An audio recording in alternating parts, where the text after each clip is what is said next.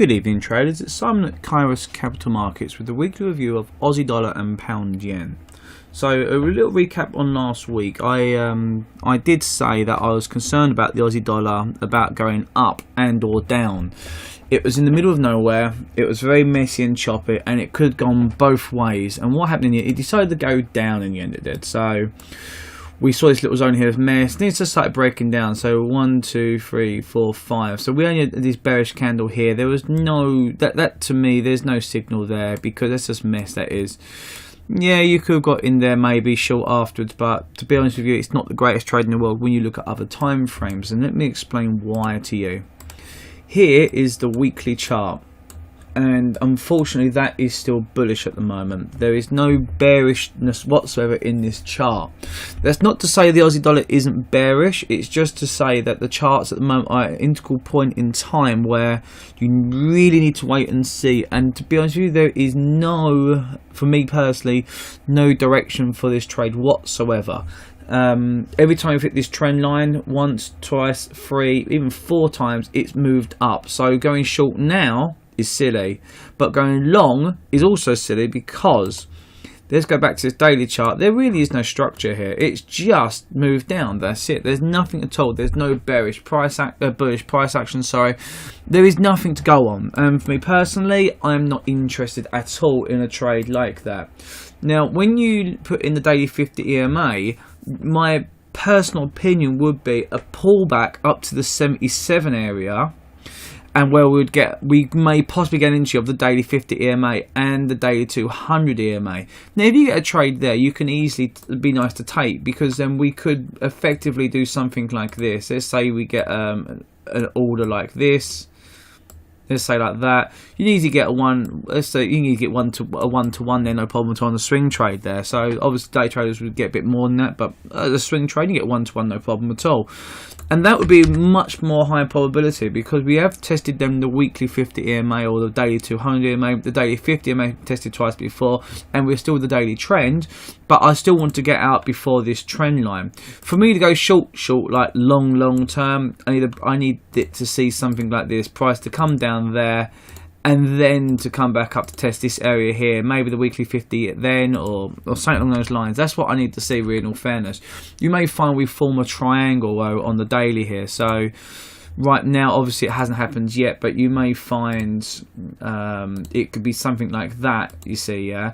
And this is the base of the triangle here, and it come up, come down, come up, come down, then break to the downside, then come back up to test. I mean, but it's a wait and see.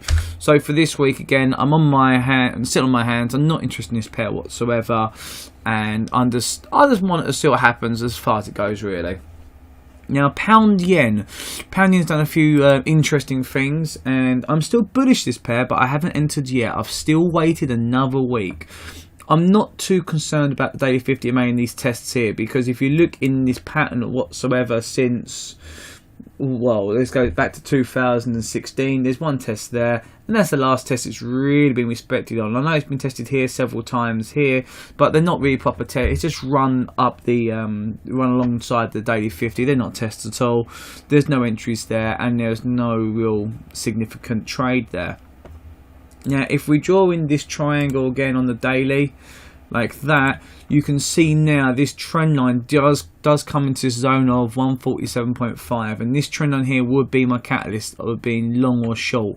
I know here we did come down, test, and break down further, and we did come back up, tested daily 50 EMA, then we broke up back into the triangle again. So for me, this is a fake out of the triangle, and now what I'm looking for really is a test here, to test this bit here, this little mini triangle here. So there's 2 triangles here. There's one here, that's one triangle I see, and the other triangle I see is this one. I want you to understand this completely, guys, what I'm looking for and why I see it. And there's your second triangle. So you actually have, in my eyes, a triangle on top testing the major triangles. So that's quite bullish in all fairness. So like I said, so what I'm looking for is really now a breakdown, a test here of 147.5. And on the 4-hour chart, we have this huge bullish move up. We've come down, we've gone sideways a bit, then we started trending down this zone here, this little downwards channel. So this downwards channel does meet at 147.5, and it does happen on the 22nd of November roughly, which will be Wednesday. So I'd imagine that maybe Tuesday, Wednesday we may see a signal here. So what I'm looking for now is a move down, an inside bar, a couple of tweezers or something, you know, and then we'll go long. That's what I'm looking for personally. That's my long position. So I'm waiting for that to see what happens really. I've got to see something change on the intraday as well. I've got to see some bullish price action somewhere along the line. The intraday will show it to you, and that's what I'm waiting for. Now, euro dollar, let's go back to this one again. Again, we keep going here. Personally myself, this is in no man's land. You could say the weekly chart here, the bullish engulfing candle, it's now bullish, or you can do lots of things there. Depending on how you draw your lines, depends whether you class that bullish or bearish. I mean, it's so subjective. I mean, some people are going to say that it's bullish, and some people are going to draw that and say it's bearish. So, in all fairness, it does depend how you draw your lines.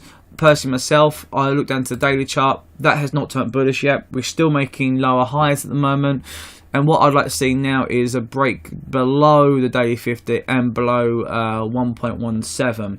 Now, if we do get that, I wouldn't enter there because I'm already entered up here. I'm just entering at a worse price for the same stop. So I'll be doing something like that for 200 pip stop for nothing, because that's where you're wrong again. There's no actual substance there. So for me personally, there's no entry for me.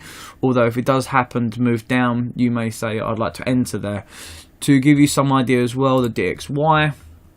The DXY here does actually give you an inverse head and shoulder pattern here, and if you want to know if the dollar's going to go up or down anymore, there you go. That's your inverse head and shoulder pattern there. And if this here closes below 93, below the right shoulder here, I'll turn around and say that's quite bearish, because it means the head and shoulder pattern has actually had a fake out and then broke below the right shoulder there, and that would be my only concern with the dollar itself. And that means if it does happen, it means Aussie dollar would power up quite a lot there. But yeah, that's another story for another day at the moment. Okay guys, so that's my euro ID at the moment, and we're sitting it there nice and tidy. Any other questions, give us a shout, and I'll speak to you soon. Take care.